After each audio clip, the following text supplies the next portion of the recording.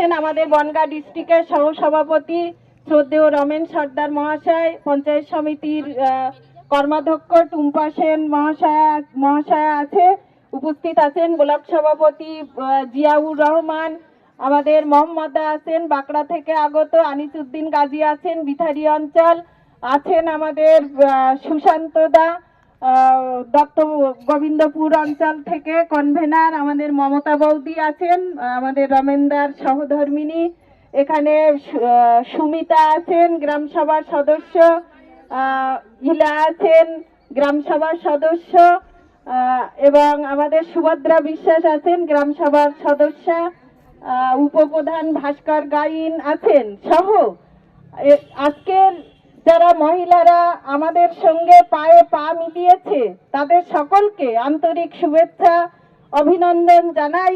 আপনারা সকলেই অবগত আছেন যে গত 9 তারিখে আরজি করে একজন জুনিয়র ডাক্তারকে নৃশংসভাবে খুন করা হয়েছে, ধর্ষণ করে খুন করা হয়েছে। তারই প্রতিবাদে আজকের আমরা সমস্ত মহিলারা রাস্তায় নেমেছি এবং আমাদের নেত্রী তিনি অলরেডি নির্দেশ দিয়ে দিয়েছিলেন 28শে আগস্ট তিনি ছাত্রদের নিয়ে যে সভা করেছিলেন সেই সভায় অলরেডি বার্তা দিয়েছিলেন যে প্রত্যেকটা মহিলারা তারা ধর্ণা করবে প্লাস তারা প্রতিবাদ মিছিল করবে।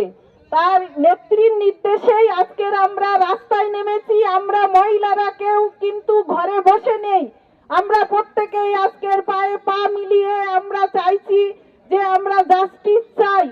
যে গত 9 তারিখে একজন জুনিয়র ডাক্তারকে নৃশংসভাবে খুন করা হলো, ধর্ষণ করে খুন করা হলো, কেন এখনো সিবিআই যারা দোষী তাদেরকে কেন এখনো অ্যারেস্ট করলো না, দোষী সাব্যস্ত কেন করা হলো না? কারণ আমাদের মানবিক মুখ্যমন্ত্রী মমতা বন্দ্যোপাধ্যায় তিনি বলেছিলেন যে আমার 5 দিন সময় দেওয়া হোক, তার মধ্যেই সিবিআই এই কেসটা হাতে নিয়েছে। আমরা দেখতে পাচ্ছি না করে প্রায় 22-23 দিন হতে চলেছে, অথচ সিবিআই তাদেরকে অ্যারেস্ট করলো না। আজকে রাম বাম তারা উদ্দেশ্য প্রণোদিত ভাবে আমাদের শান্ত বাংলাকে অশান্ত করার চেষ্টা করছে। তারই প্রতিবাদে আমরা আজকের রাস্তায় নেমেছি। কেন আজকের আমাদের শান্ত বাংলাকে অশান্ত করার চেষ্টা করছে? বাংলাদেশে একটা ঘটনা ঘটেছে, সেই ঘটনাকে আজকে টেনে এনে বাংলায় সেই রকম একটা পরিস্থিতি তৈরি করার চেষ্টা করছে। মমতা বন্দ্যোপাধ্যায়কে তাকে মুখ্যমন্ত্রীর পদ থেকে সরানোর চক্রান্ত করছে। কিন্তু বাংলার প্রতিটা প্রান্তরের মহিলারা আজকের গর্জে উঠেছে যে মমতা বন্দ্যোপাধ্যায় যেভাবে ক্ষমতায় ছিল ঠিক সেইভাবেই থাকবে। আমরা মহিলারা মমতা বন্দ্যোপাধ্যায়ের সাথে আছি, পাশে আছি। আপনারা দেখেছেন যে নবান্ন অভিযান ছাত্রদের করার কথা ছিল, সেখানে রাম বাম উদ্দেশ্য প্রণোদিত ভাবে নবান্ন অভিযান করেছে। সেই নবান্ন অভিযানে তারা কৌশল করেছিল যে সাধারণ মানুষকে তারা খুন করবে, খুন করে সেই ডেড বডি নিয়ে রাজ্যের প্রত্যেকটা প্রান্তরে ঘুরে শান্ত বাংলাকে অশান্ত করে মমতা বন্দ্যোপাধ্যায়কে সরানোর চেষ্টা করেছিল। কিন্তু সেটা এখন যেহেতু নেটওয়ার্কের যুগ, সেটা কিন্তু অলরেডি ফাঁস হয়ে গিয়েছিল।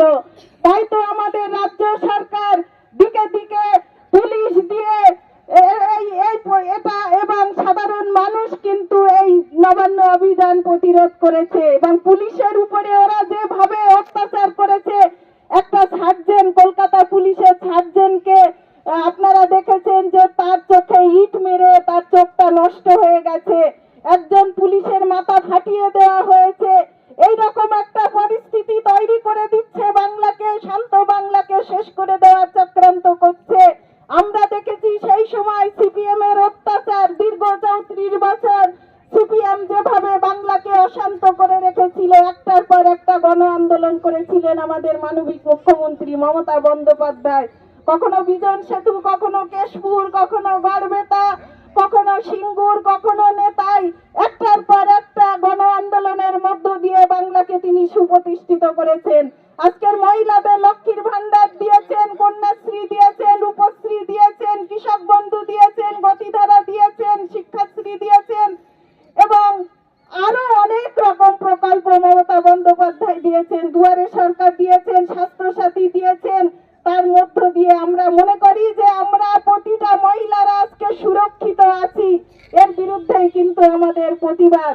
তাই আজকের যেসব মহিলারা আমাদের সঙ্গে পায়ে পা মেলালেন, তারা সকলেই চাইছে যে জাস্টিস চাই, জাস্টিস দরকার আমাদের। কেন সিবিআই এখনো পর্যন্ত যে জাস্টিস করছে না, এর বিরুদ্ধেই আমাদের প্রতিবাদ। এবং সকলকে ধন্যবাদ দিয়েই আমি শেষ করলাম।